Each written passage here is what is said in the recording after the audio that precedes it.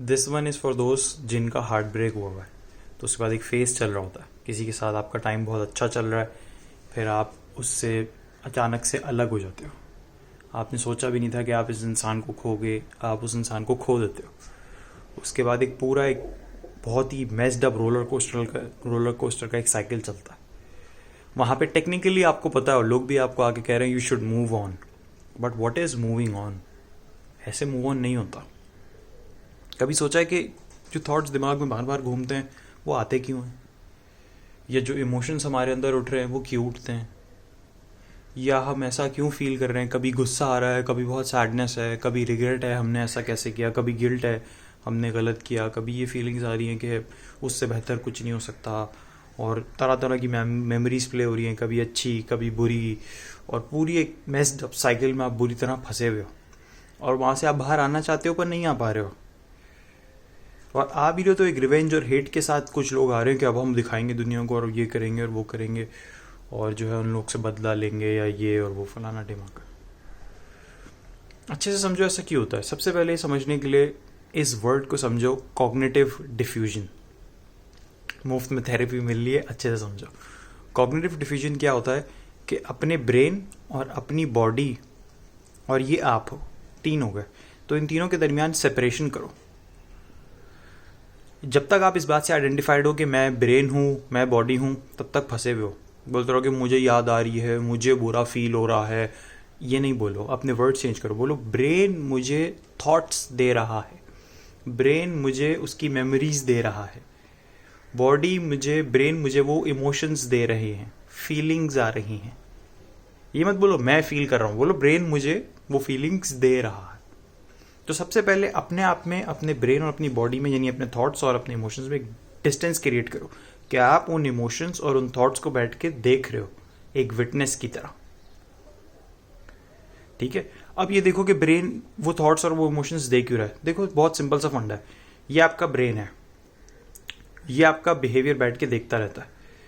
जो भी आप बिहेवियर इसको दिखाते हो, उस बिहेवियर में इसका काम है आपको सपोर्ट करना। अब ये कैसे सपोर्ट करेगा? आपने इसको कोई भी बिहेवियर करके दिखाया तो उससे रिलेटेड, अब ना इसके पास हाथ है ना इसके पास पाँव है, तो ये आपको कैसे पुश करे वो काम करने के लिए? तो आपको ये उस काम से रिलेटेड थॉट्स देता है, इमोशंस देता है और बॉडी में सेंसेशंस देता है। वो जब ये तीन चीज़ें देता है तो आप उस चीज़ पे दोबारा एक्शन लेते हो। अब आपका जितना भी अरसा लंबा एक रिलेशनशिप रहा है, उस पार्टनर के साथ आपने बहुत टाइम स्पेंड किया है और अपने बिहेवियर से अपने ब्रेन को ये दिखाया कि वो इंसान हमारे लिए इंपॉर्टेंट है, क्योंकि वहाँ आपने अपना टाइम, अटेंशन, एनर्जी दी है। उसके बेस पे आपके ब्रेन में एक स्टोरी बनाई है कि आपने, हम ऐसे मिले और ये हुआ और वो हुआ फलाना ढिमाका, और उससे रिलेटेड इमोशंस जनरेट हुए। तो ब्रेन का एक पैटर्न बन गया। ठीक है, अब जब आप अचानक से उससे अलग हो गए तो ब्रेन को लग रहा है अबे वो तो बहुत इंपॉर्टेंट है, वो पैटर्न हमारे सर्वाइवल के लिए इंपॉर्टेंट है, तभी तो हम वहाँ पे टाइम और अटेंशन एनर्जी देते थे। अब ये वहाँ पे टाइम और एनर्जी अटेंशन नहीं दे रहा, तो क्या करें? मेरे पास तो हाथ नहीं है, पाँव नहीं है, तो मैं इसको उससे रिलेटेड थॉट्स देता हूँ।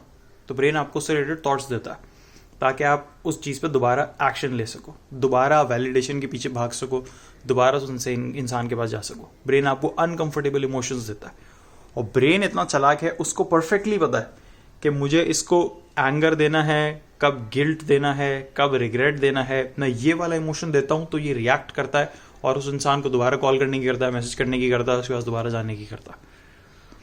तो ब्रेन आपको बिल्कुल परफेक्ट इमोशंस और बिल्कुल जो थॉट आपको ट्रिगर करेगा वो देता है, ताकि आप दोबारा उस इंसान के पीछे जा सको और उसके ऊपर एक्शन ले सको। क्योंकि ब्रेन को लग रहा है कि वो करना सही है, वो हमारे सर्वाइवल के लिए इंपॉर्टेंट है, हमने पास में अपने बिहेवियर से दिखा है।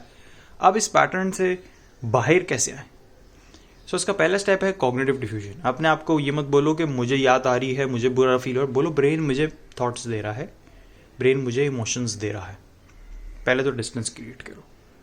दूसरा, इन अनकंफर्टेबल फीलिंग्स और इन अनकंफर्टेबल थॉट्स के होने को कंफर्टेबल एक्सपीरियंस करो। यानी अनकंफर्टेबल फील हो रहा है, उस अनकंफर्टेबल फीलिंग में कंफर्टेबल रहो और अपनी लाइफ में कुछ वैल्यूड एक्शन परस्यू करो।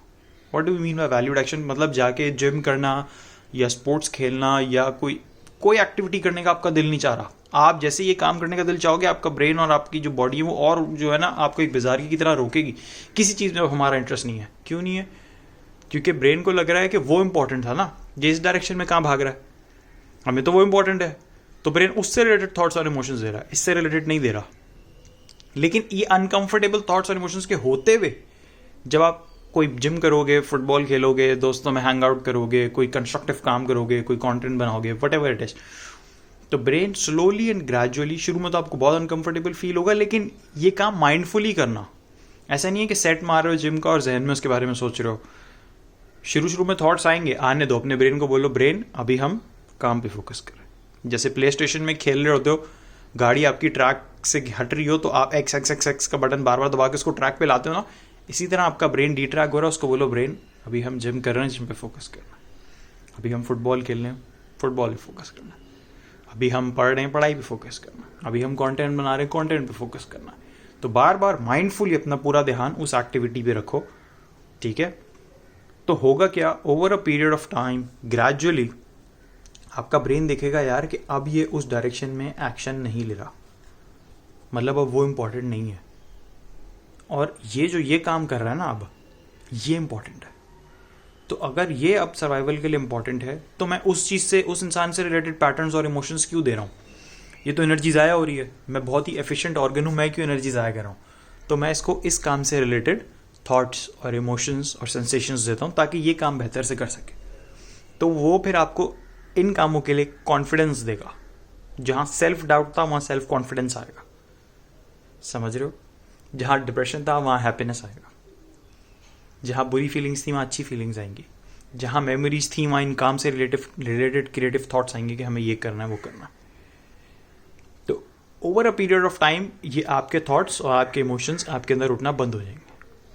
सो जिस चीज़ साइकिल में आप फंसे हुए हो वो सिर्फ एक पैटर्न है, और उस पैटर्न को तोड़ने का यही तरीका है।